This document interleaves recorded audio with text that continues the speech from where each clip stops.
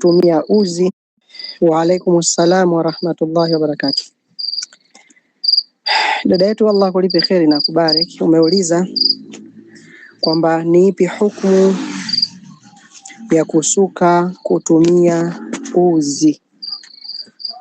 Hukumu ya kusuka kutumia uzi ni kwamba ni jambo lisilofaa, kwa sababu inazingatiwa kusuka kwa kutumia uzi ni katika kuunganisha nywele, na Mtume sallallahu alaihi wasallam amemlaani mwenye kuunganisha nywele, mwanamke mwenye kuunganisha na mwenye kuunganishwa nywele.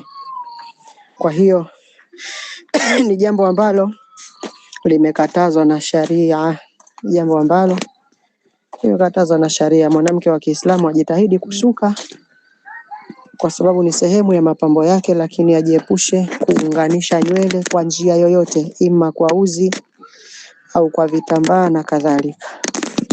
Wallahu a'lam.